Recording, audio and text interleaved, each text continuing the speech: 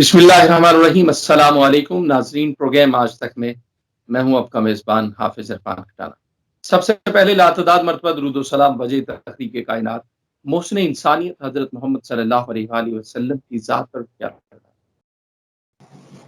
گرامی، جیسے کہ ہمیشہ کی طرح میرے پروگرام میں میرے مہمان محترم ناصر عظیم خان ایڈوکیٹس ہمارے ساتھ موجود ہیں۔ اب ان کو اپنے پروگرام میں شامل۔ جی بہت شکریہ عرفان صاحب۔ جی ناظرین گرامی، آج ہم بات کریں گے جیسا کہ پاکستان کے اندر ایک مہنگائی کا طوفان جو ہے وہ آ گیا ہے۔ چینی، آٹا اور گھی کی قیمتوں میں ایک دم اضافہ، اور اس کے ساتھ ساتھ پیٹرول کی قیمت میں اضافہ۔ یہ ساری صورتحال پہ ہم بات کریں گے۔ اس کے علاوہ وزیر اعظم پاکستان نے جو دورہ کیا، اس دورے پہ بات کریں گے، وہاں پہ ان کی کیسی رہی وہ ساری ملاقات۔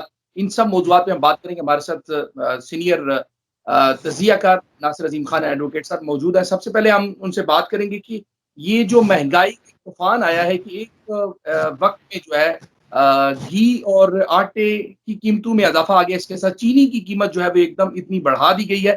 کیا یہ اس مہنگائی کی وجہ سے حکومت پہ کیا اثر پڑے گا؟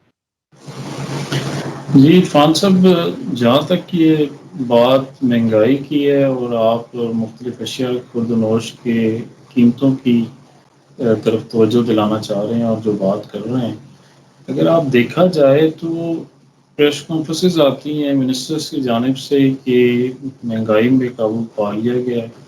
اسی طرح بجلی کے حوالے سے بھی اکثر پریس کانفرنس نظر آ رہی تھی کہ قابو پا لیا گیا ہے۔ اسی طرح دیکھا جائے تو اگلے دن ہی لوڈ شیڈنگ سٹارٹ ہو جاتی ہے، اور مہنگائی کو بھی اس کے پیرالل دیکھا جائے تو ابھی 6 روپے کے قریب پیٹرول کا قیمتوں کا اضافہ کیا گیا۔ جب پیٹرول کی قیمت کو اب رائز کیا جائے تو پھر مہنگائی خود بخود اوپر جاتی ہے۔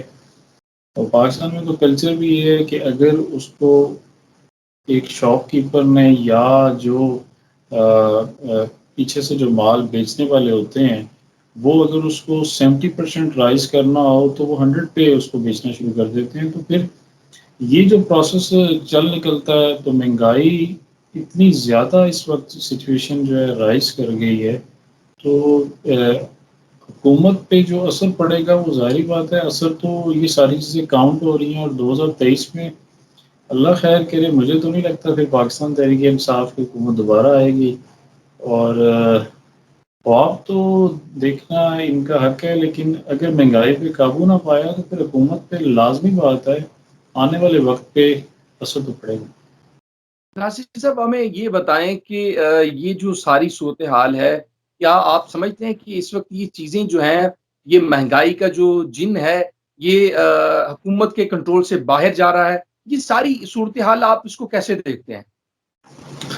دیکھیے، مہنگائی کا جو آپ مہنگائی کے حوالے سے ایک بار پھر انڈیکیٹ کر رہے ہیں تو بالکل ان کی کنٹرول میں نہیں ہے یہ۔ اب آپ دیکھیں، عید سر پہ ہے، 3-4 دن بعد عید آ رہی ہے، اور اسی میں ایک پیٹرول بم گرا دیا گیا، تو کس طرح مہنگائی کو کنٹرول کیا جائے گا؟ اگر عالمی ریٹس چیک کیے جائیں پیٹرول کے، تو اگر اس کے پیرالل بھی اگر ریٹس بڑھائے گئے ہیں تو پھر اس کو بھی مینشن انہیں کرنا چاہیے کہ کون سے ملک میں کیا ریٹس چل رہے ہیں، جس کی وجوہات کی بنا پر ہمیں عالمی ریٹس کے مطابق پیٹرول کو رائز کرنا پڑا۔ اور اگر پیٹرول رائز ہو گیا تو پھر ہر چیز پہ قیمتیں رائز کریں گے۔ اور کل کی بریکنگس آپ تمام میڈیا چینلز پہ دیکھ رہے ہوں گے کہ کہاں کہاں اور کس کس خرد و نوش کی بات کی جا رہی تھی اور کس طرح قیمتیں رائز کر گئی ہیں۔ تو میں سمجھتا ہوں ان کی کنٹرول میں کچھ بھی نہیں ہے۔ لائٹ کا سیگمنٹ دیکھ لیں تو ان کی کنٹرول میں نہیں ہے۔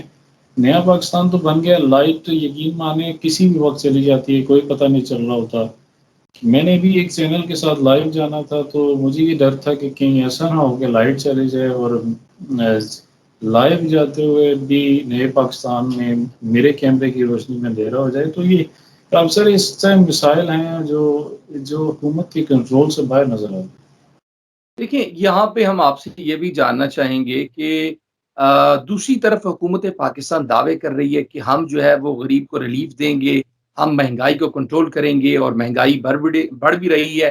تو یہ کیا عوام کے ساتھ مذاق نہیں کیا جا رہا؟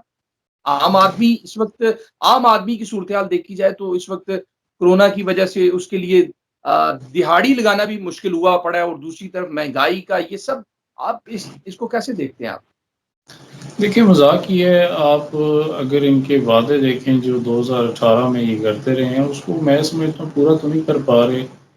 وعدے وہی کرنے چاہیے کیونکہ عوام کے ایکسپیکٹیشنز بڑھ جاتی ہیں، اور ایکسپیکٹیشنز اس لیول کی ہو چکی ہیں کہ میں سمجھتا ہوں کہ ایکسپیکٹیشن سے زیادہ اس وقت جو جن چیزوں کی ضرورت ہے اور جو ضروریات اشیاء خورد و نوش ہیں، کم سے کم ان قیمتوں پہ تو انہیں قابو پانا چاہیے۔ کیونکہ آپ یورپ کے ممالک میں دیکھ لیں، جب کوئی ایونٹس قریب آتے ہیں تو قیمتیں 50% آف ہو جاتی ہیں، لیکن ہمارے ایونٹس میں قیمتیں 100% ڈبل ہو جاتی ہیں۔ تو ایونٹس کے علاوہ بھی اس ٹائم مہنگائی کا بہت برا حال ہے اور غریب بہت پریشان ہے اس سے۔ تو آپ کیا سمجھتے ہیں کہ یہ ساری صورتحال سے اپوزیشن فائدہ اٹھائے گی؟ ایک تو میں فرسٹ ٹائم دیکھ رہا ہوں کہ اتنی نالائق اپوزیشن میں نے کہیں بھی نہیں دیکھی، بس ان کو یہی پتہ ہے کہ کسی طرح ٹیکنیکل جو زبان میں یہ سپیچز جو کرتے ہیں، ٹیکنیکل زبان میں یہ چاہتے ہیں این آر او۔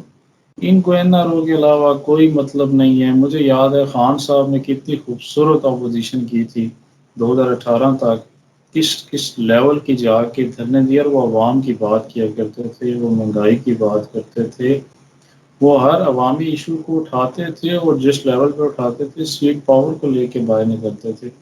تو یہ بڑی نالائق قسم کی اپوزیشن ہے۔ اگر اپوزیشن تگڑی ہوتی تو شاید اتنی مہنگائی نہ ہوتی۔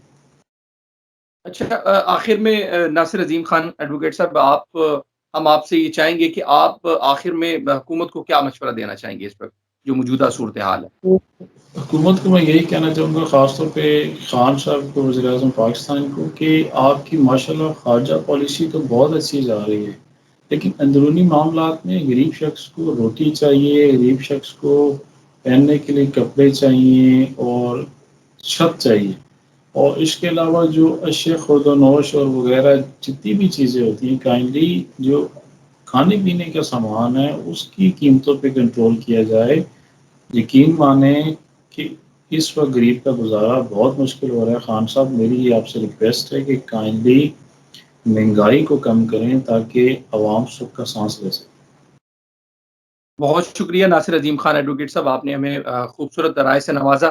تو ناظرین گرامی، بالکل اس وقت اگر بات کی جائے تو حکومت پاکستان جو ہے وہ مہنگائی پہ کنٹرول پانے میں بھرپور ناکام نظر آ رہی ہے، اور یہ جو تبدیلی کا نعرہ لے کر آئے تھے کہ ہم عوام کو جو ہے وہ ریلیف دیں گے، غریب آدمی جو ہے وہ اپنی زندگی کو بہتر انداز میں گزار سکے گا، یہ ساری باتیں تو حکومت دعوے تو کرتی رہی ہے کہ ہم 100 دن میں کرپشن ختم کر دیں گے، اور بجلی کا جو ہے یہ ایک گیپ ہے ہم اس کو ختم کر دیں گے، یہ ساری باتیں تو ہوتی رہی، لیکن آج جب تجرباتی طور پہ اس کو دیکھا جائے تو حکومت اس میں بھرپور ناکام دکھائی دے رہی ہے۔ دوسری جانب اگر دیکھیں تو حکومت پاکستان جو خارجہ پالیسی ہے اس پہ اچھا کام کر رہی ہے۔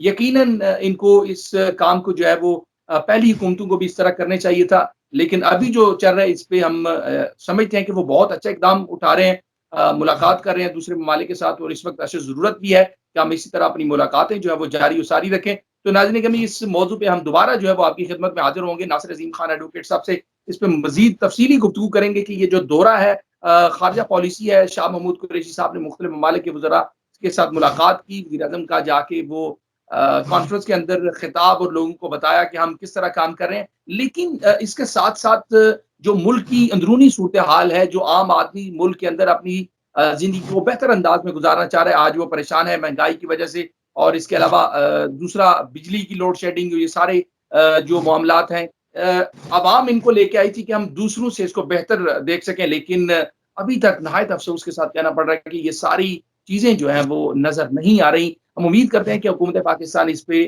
غور کرے گی اور عام آدمی کو ریلیف ملے گا۔ تو ناظرین گرامی، اپنی رائے سے ہمیں ضرور نوازی، انشاءاللہ آئندہ پروگرام میں آپ کے ساتھ ملاقات ہوگی۔ مجھے اور میرے مہمان ناصر عظیم خان ایڈوکیٹ صاحب کو اجازت دیجیے، انشاءاللہ آئندہ پروگرام میں آپ کے ساتھ ملاقات ہوگی، تب تک کے لیے اللہ حافظ۔